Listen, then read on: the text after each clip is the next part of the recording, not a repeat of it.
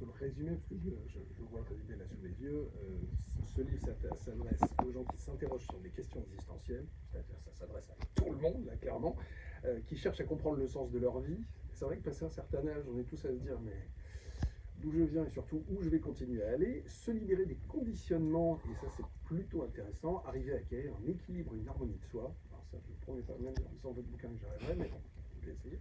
Et puis vivre l'instant présent et la joie des petites choses, et ça, vous avez raison de le dire, c'est une des choses les plus importantes.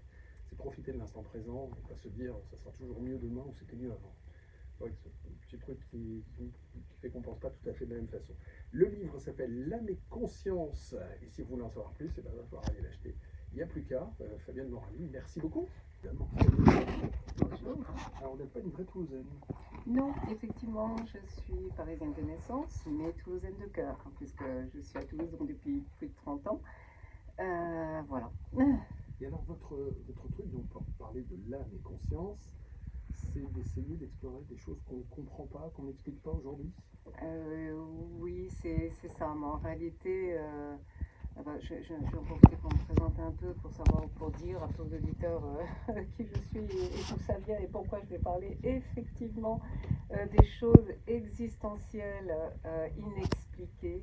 Voilà, et donc j'ai tenté effectivement déjà dans ce livre d'expliquer les choses inexpliquées, donc tâche pas facile. Voilà. Alors pourquoi parce que depuis toute jeune, hein, je suis passionnée pour l'art et en même temps donc pour toutes ces choses existentielles inexpliquées. Donc ces fameuses questions que beaucoup d'entre nous peuvent se poser. Hein, qui sommes-nous, d'où on vient, quel est le sens de ma vie, quelle est ma mission sur Terre, qu'y a-t-il après la mort, et en ce qui me concerne moi, pourquoi je me sens si bien quand j'écoute certaines musiques, pourquoi lorsque je peins ou je danse, eh bien je ressens un bien-être extrêmement profond qui est mêlé d'une joie très très profonde, d'une quiétude, et qui me permettent d'ailleurs de ne plus penser, ou du moins d'avoir qu'une seule pensée à ce moment-là, c'est de traduire les images qui me viennent en tête, soit dans ma peinture,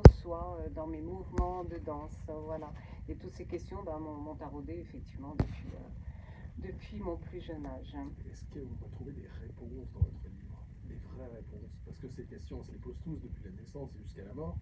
Et il y a des gens qui, alors il y a différentes façons d'appréhender ça. La spiritualité en est une, il y a des gens qui se réfugient dans la religion, justement, il y a des gens qui sont très cartésiens et qui vont dire non, la vie est un accident, elle n'a aucun sens, et je fais n'importe quoi d'ailleurs de ma vie à cause de ça. Vous avez une forme de réponse ou vous avez la réponse? Non, alors j'aurais pas quand même la prétention de dire que j'ai la réponse. C'est quelque chose de toute façon qui est très intime, qui est très personnel. Sauf que moi, effectivement, ça m'a tellement taraudé depuis toujours. Bon, une fois que j'ai construit ma vie entre maman, 3 enfants, et puis avoir été chef d'entreprise, bon, c'est vrai que vers la quarantaine, il a fallu que je trouve ces réponses et que je cherche. Et je suis partie dans une véritable quête. Et cette quête, ça s'est passé je répondrai après, hein, mais je suis obligée de passer par par comment j'ai fait, peut-être, ce qui peut également apporter des réponses aux personnes qui sont également en quête, puisque c'est mon but, hein, de les accompagner par mon livre, mais également par mes activités. Oui, donc pour moi, j'ai effectivement des réponses que je vais partager dans ce livre. Je suis passée pour cela par beaucoup d'expériences, déjà, des expériences, je dirais, de quête, qu'elles soient chamaniques, d'état modifié de conscience, bon, je crois que j'en parle un peu après,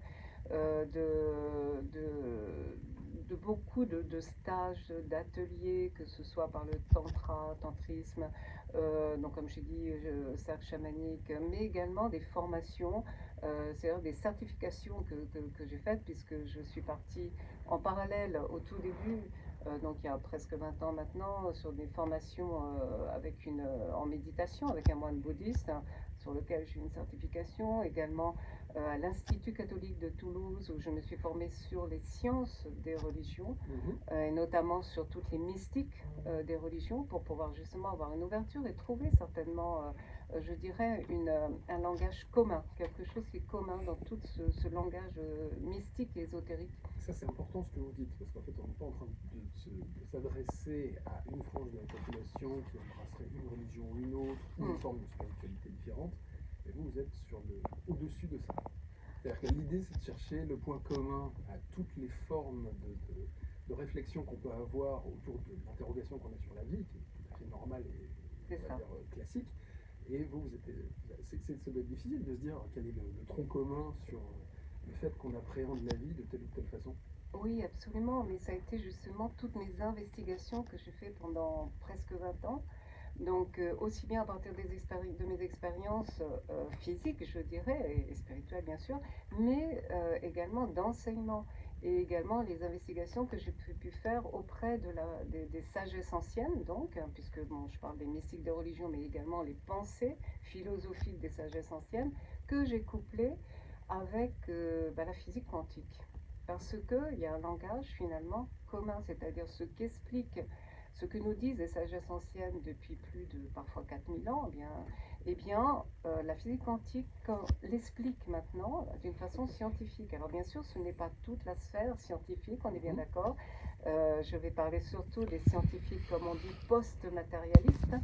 Donc post-matérialistes, c'est-à-dire qui regardent autre chose que la matière, qui vont essayer de comprendre ce qu'est l'invisible. Et ça, c'est la physique quantique qui va nous l'expliquer. Donc j'explique tout ça dans mon livre. Hein. Là, en si peu de temps, je ne pourrais pas l'expliquer. Je crois qu'il faut aller le lire, justement. Mais donc j'ai couplé mes expériences d'état, je dirais, modifié de conscience que j'ai pu avoir à plusieurs endroits dans le monde, avec donc cet enseignement physique quantique et sagesse ancienne. Ouais. Très bien. Alors le livre, donc on va rappeler son nom, parce que si jamais vous avez envie d'en savoir un petit peu plus, c'est L'âme et conscience. Oui.